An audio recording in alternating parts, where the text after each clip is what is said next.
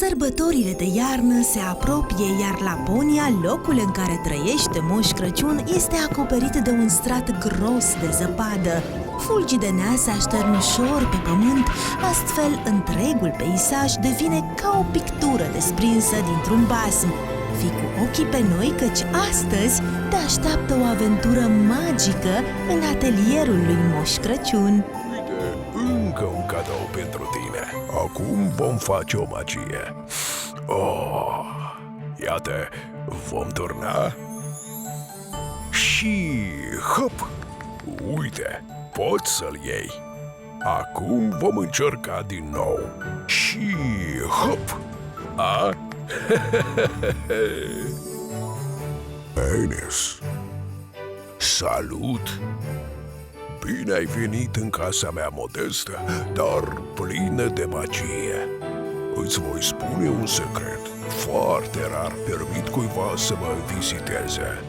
Doar celor mai buni și curajoși copii. Oh, eram să uit. Hai să-ți fac cunoștință cu ea. Știi cine este ea, nu-i așa? Corect! Micul meu ajutor. Ea mă ajută să citesc toate scrisorile și să adun toate cadourile, astfel încât să bucurăm fiecare copil cu minte în această sărbătoare magică. Am auzit multe despre tine și chiar sunt foarte bucuros că ai venit în vizită la mine. Aș dori să-ți arăt o cameră magică din casa mea. Ești gata? Ei bine, atunci, hai, urmează-mă!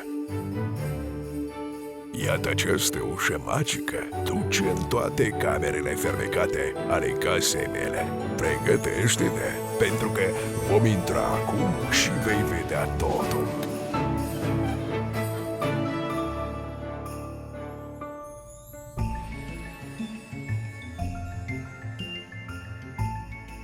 În această cameră adunăm scrisorile și dorințele tuturor copiilor. Vezi cât de multe sunt. Aici sunt păstrate scrisorile tuturor copiilor de pe planetă. Apropo, ajutoarea mea mi-a șoptit în secret că avem un cadou pregătit pentru tine. Dar înainte de a-l primi, trebuie să trecem printr-o mică verificare. Să vedem cum te-ai comportat pe tot parcursul anului.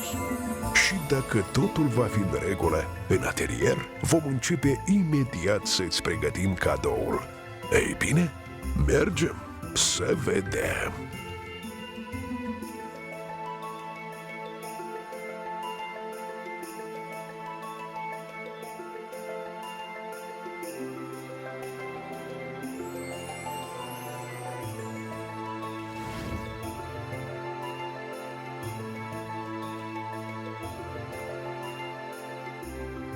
În biblioteca mea sunt adunate cărți magice despre toți copiii.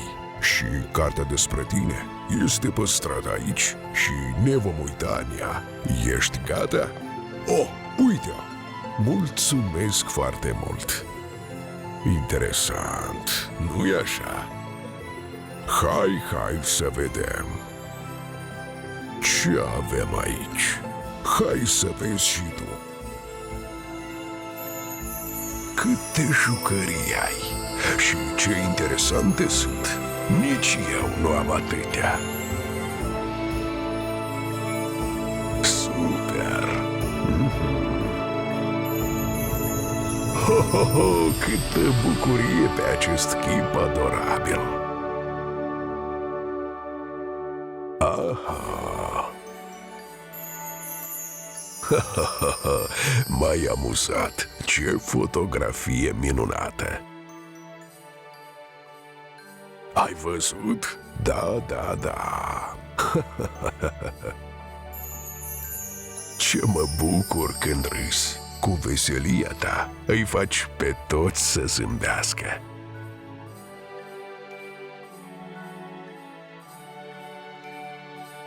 Am înțeles că îți place să desenezi.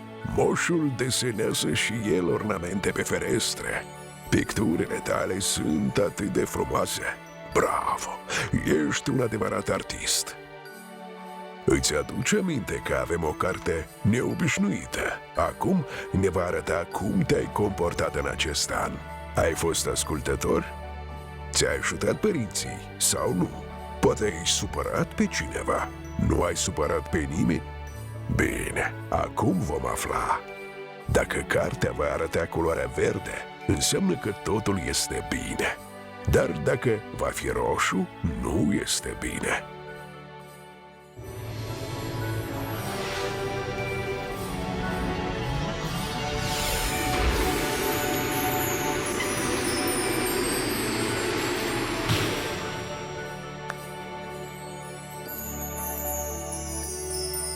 Ines, văd că te-ai comportat foarte bine în acest an. Cartea nu greșește niciodată. Nu poți să o păcălești. Cei dragi sunt mândri de tine. Și nu uita, în noul an, ascultă întotdeauna de părinți. Acum este momentul să vedem ce se întâmplă în atelierul cu cadouri. Dacă avem noroc, vom vedea și cadoul tău. Hai să mergem!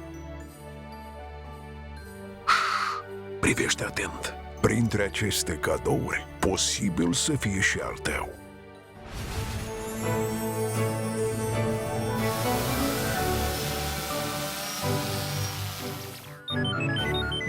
Privește! Unul dintre cadouri este aproape gata. Hai să vedem ce este acolo.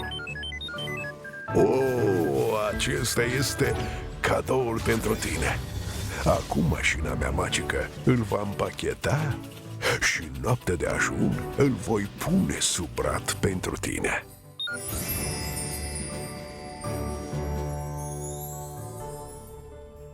Ines, ți-a plăcut la noi? Ajunul se apropie și e timpul să ne despărțim. Trebuie să-i felicit și pe ceilalți copii. Crăciun fericit, dragul meu! Ne vedem anul viitor. Sunt sigur că la anul mă vei surprinde pe mine și pe cei apropiați prin bunătate și fapte bune. Îți doresc să fii ascultător și deștept. Ne-am înțeles? Și ține minte, eu văd și aud totul.